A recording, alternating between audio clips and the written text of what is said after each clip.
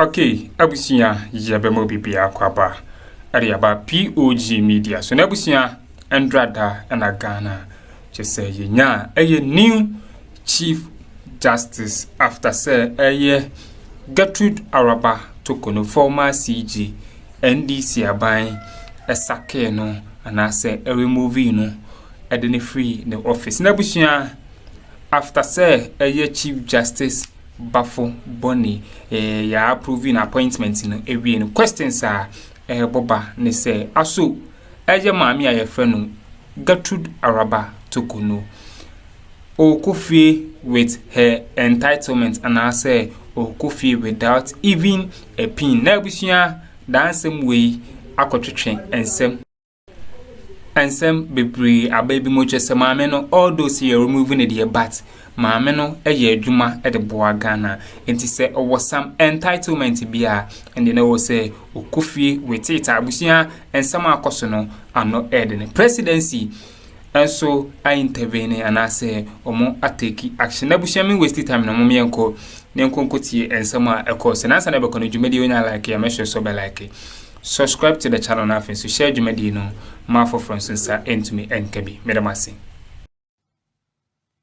The president nominee and the acting chief justice of the Republic of Ghana, Justice Paul Kwabena Bafo Boni okoko piemu wo mrahye bedwam said ye nyina ne enim no say appointed say Chief Justice and now the Justice of the Supreme Court will appear before the Appointment Committee of Parliament near to Tuano near where say Jumadi na yede mano o se fata near the amount. A idea edaho na a war ye 1992 constitution no more. The New Patriotic Party any minority in parliament omuni bibia personal against chairman Wuntumi bibia nuwa personal against Justice Paul Kwabena Bafo Boni NPP amanyokuo no ye ni bibia personal say ye ne wa asem dabi sa asuna the minority in parliament ye ni bibia personal against the Chief Justice to be ono na ye acting Chief Justice ye ni bibia personal. The position of the MPP no ye kano very clear. Ye nyina nim se ekwana ye maame Justice Torkonoo ye fa so man ko fie no deliberate. Obia obetna Ghana ha akase Justice Torkonoo ye boni enu nti na omoma ne ko fie bia no na sa nipa kro no oye widini. Obia obetna Ghana ha akase Justice Torkonoo ye boni wo dwumadia na odie as a Chief Justice of the Republic of Ghana no na sa nipa kro no oye nipa boni ni. Na sadie ensuo ye no sa na wiaso baye anti the New Patriotic Party me say me tie no me ma dwenkyira ma me sisi anom Justice Torkonoo ye nyina nim say Akuffo empty but me tie me nim say onwu some people ye bedi 100 years ansana ya baba mu kura na yenim say nyankopon be ma Justice Torkonoo ahoden e ma na tenase na sa 100 years ne ya baba to no na de se fata ne bia se ye de man no ye de be ma na ansana wawu obi obatena Ghana ha aka kire me se maame no aye boninti no mu yi no enye nokore na ye kata no kura so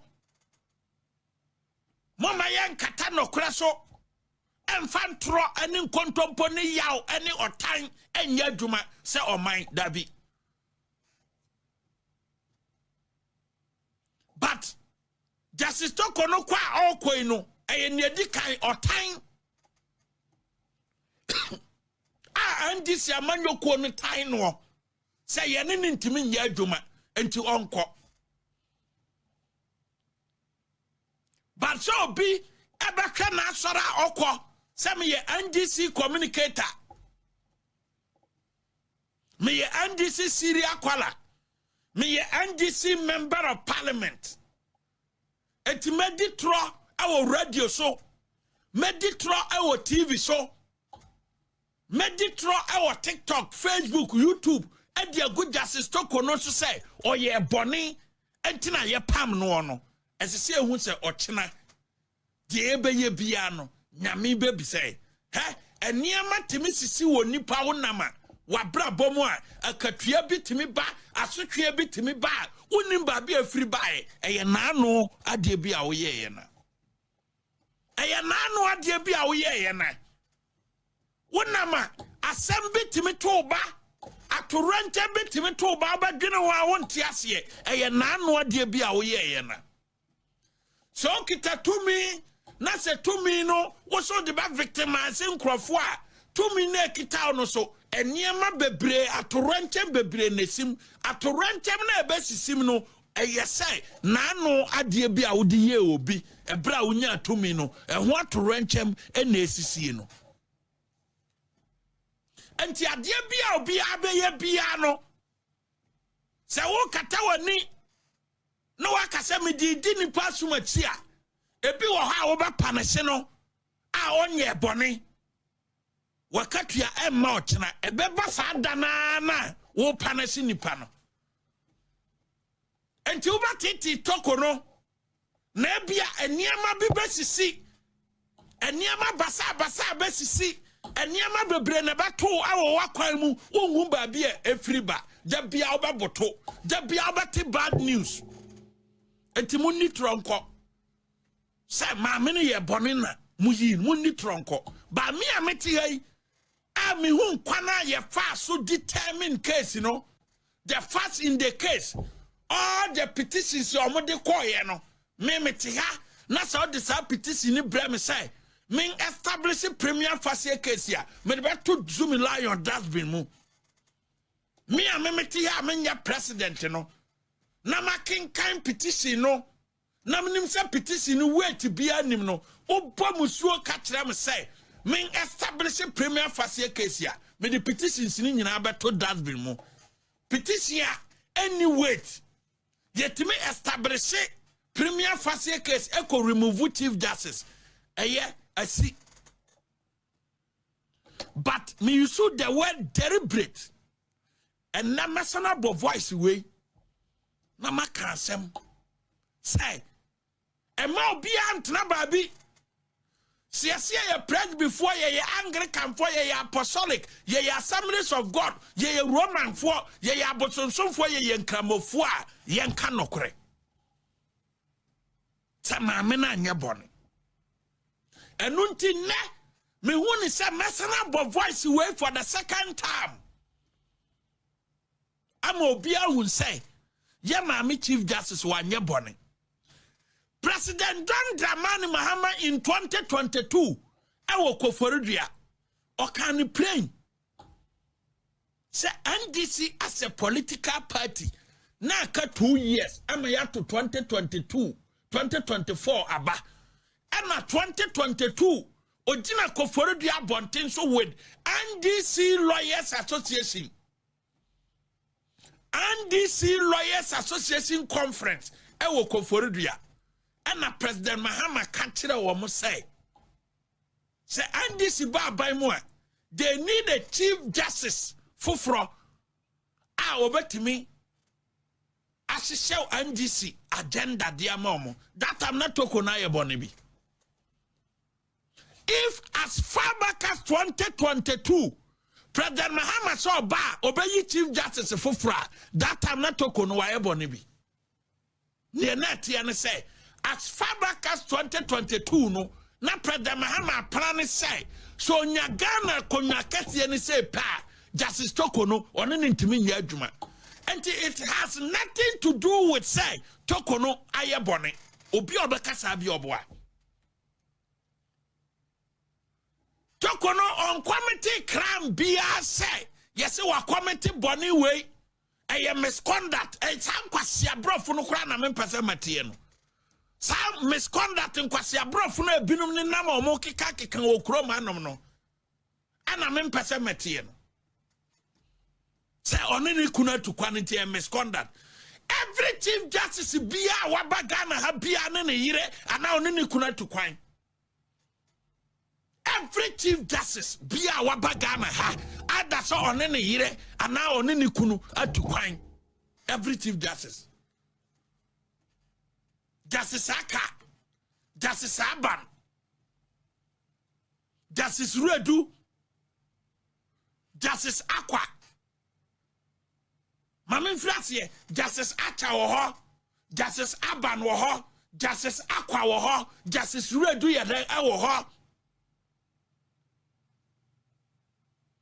Justice Georgina Wood yade woho, Justice Anim Yeboah yade woho, and Justice so fire Akuffo ewo ana Justice Torkonoo ewo wenum nyina mabupo omudi no omo na omo kunu ana omo na omo yire atukwan ade na Torkonoo de ye crime ade na Torkonoo de misconduct. Ese Ghana for ye bisa question if Justice Aka ene ne yire tukwan Justice Aban ene ne yire tukwan Justice Aqua ono ne yire to kwan Justice Redu ono ne yire to kwan Justice Anim Yeboah so fire Akuffo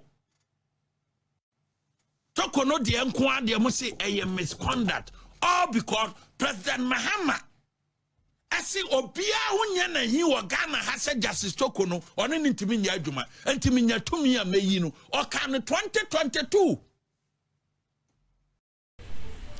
Okay, abusia etichese nsem no bi ene ekokoti no na mahwe dwumedi wonya like ya obe like subscribe to the channel na afi so share dwumedi no ma foforo sensa entume enkebi afi abusia mo mienko nkuti efa etosumi no na ensem a eye abronye DC edito aso producer for voice in a tsunami twazo. They do not have the confidence that they can get any justice from the system. There's therefore the urgent need for the Ghanaian judiciary to work to win the trust and confidence of the citizenry and erase the widely held perception of hostility and political bias in legal proceedings at the highest courts of the land. Unfortunately, we can only hope that a new Chief Justice will lead a process to repair the broken image that our judiciary has acquired over the last few years, that the current leadership of our judiciary can lead such a process of change. We can only hope that a new Chief Justice will lead a process to repair the broken image that our judiciary has acquired over the last few years of the land. Unfortunately, we have no hope that the current leadership of our judiciary can lead such a process of change. We can only hope that a new Chief Justice will lead a process to repair the broken image that our judiciary has acquired over the last few years. Because they do not have evidence show and I'm an 2022 and I say we need a new Chief Justice to repair the broken image or fix the broken image of the judiciary. And to this ono the eba. Yes, our judiciary now ono beto ye no onyi omunni. Nti afi wan na beka kire me say maami Torkonoo ayebone. If as far back as 2022 this was what Prez.Mahama said. Na se ne onya tumi ba be yi Torkonoo adia. You are telling me say Torkonoo ayebone. No. More can be honest, more dear children, more pay favor from the government. That is all. More can say Torkonoo ayebone. You just want favor from the government. You just want favor from the president, and that is all. Say 2022. Siasi ye di adwin mu fitaa, adwin fitaa na ebe ye adwuma. Etiri mu fitaa na edi ba be ye adwuma. Yasum ene nokre ene edi ye adwuma. 2022 obi say ohia a new chief justice to repair or fix the broken image of the judiciary. And today, a man for move around trying to convince the Ghanaian people say Torkonoo ye bon wanya boni. But yadi no see na me kase say di 100 years and NPP beba by mo. Ye empire nyina say 100 years no Torkonoo will be alive near Trianaka. Near Dinisika, Nini Bibia, and Entitlements, and Bemano. Obia ni wa. Ya this idea ni do a bay out the 1 year bonnie, yes, all because I need a new chief justice. And in 1 year bonnie to coffee, who coffee and you are going home empty. Now, me take his side decision, no. I will be an ya bonnie me dinner, no.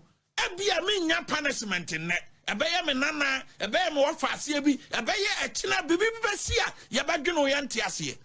Enti wo a wonti asem na se no, wo so kabigom, na kabigom because Torkonoo nso bo mpaya. Obo mpaya se na tamfo so mmere. Na se de nsuo ye no, saa na wiaso beye. Enti me a memeti hei. Not on a single day. And I may blame Justice Bafuboni. So tears a video way. Definitely once ya President Ayana Green say Oni Torkonoo Timinya Jumano. Ye po there will be a vacancy. And that vacancy will be filled by somebody. And to me, I memeti me blame Bafubona and ye and me blame no. Because Prez.Mahama na Ayana Green day 1. In 2022 say a nipa on pen and nimache our Ghana ha a Justice Torkonoo no bayinu. And a 2 minutes wabedin said that 2 minutes a man acquire money creative vacancy no was an affair.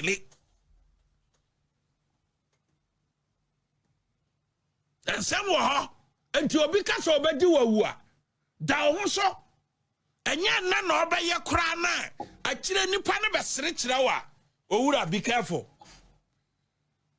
Obi katra wo nese obedi wa wu na chena o seretra wa be careful. E trese e china chi sire gusu wo ne tim se makasa mekira wo no mekira wo. E bi na to Torkonoo no.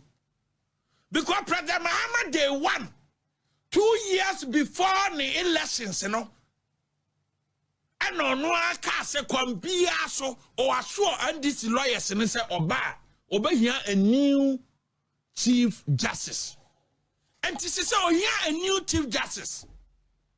And to your family say new law. Ebia and your bia na beba ya beba to chief justice for Rebecca say ya bepam no. And your bia na beba Prez.Mahama na ba. And what kind of 2022 say, or not the Chief Justice Akuffo Addo appointed on an intimate yaduma. Ebia China will be about Baka say, Prez.Mahama Chief Justice on any bet to my yaduma. Yes, because intimate master of mine, Yabati Chile say, Dabiano, say Prez.Mahama Bayad the Bonia, near him say, I'm war manna. Dabia Yama Ghana, Dini, and New international community say, when there is a change of government, a Chief Justice is going. Any good practice for it as a nation. And to me, I memeti no. And yet be a me wish to say. And yet be a me wish to say. Court and non-court to say. Ebi a china NPP a buying be bar. Young Kase be a chief justice here. Prez.Mahama didn't call yeno. I didn't buy yeno on call. If that chief justice or buy yeno or yena duma said the OC yeno yakasa on call.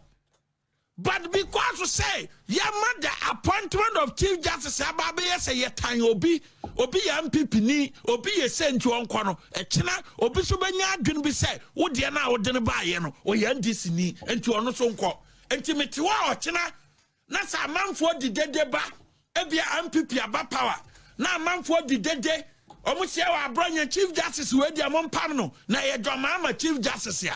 Whom am I?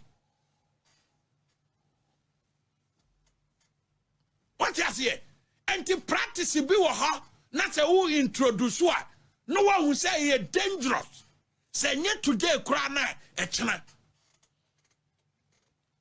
And to me, I will not in any way say me for to the current chief justice. That be the current chief justice in on the creative vacancy no.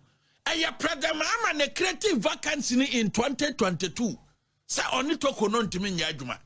And once you obey you soon powers. Now I'm a private individual be a file petition the abreno. Managiatum say petition in magiatum. I cannot work with Torkonoo. Niya nya Akuffo from the Supreme Court to come and support. Niya remove na. Aya president in aptio. Asem na omo kano. Omo se president ni mo ria. Ye nim justices for ado omo free Supreme Court to buy. Even though the constitution says so, no. Ye nim kwana womo manipulative manipulation ya course or process Even at the time now, ye catch them my say, "Oh, falling the finance or missing no. One first a missing uncle, and already final report to come out president. And the minister missing Crono was not incorporated in the final report." All right, Abusia, teachers are winning some so our political highway such as according to Abronye DC. Bono NPP regional chairman what you say NDC government we remove Gertrude Araba Torkonoo no most an entitlement and yadia mana so more NPP did 100 years granomoba power yadia mami I friend Gertrude Araba Torkonoo according to money or some Ghana sompa and say had an entitlement bill this will be a or mother bemana bushia some brand the betu dano na ano air pa made mubesia na madam somebody penny me somewhere also our political highway so POG Media. Madam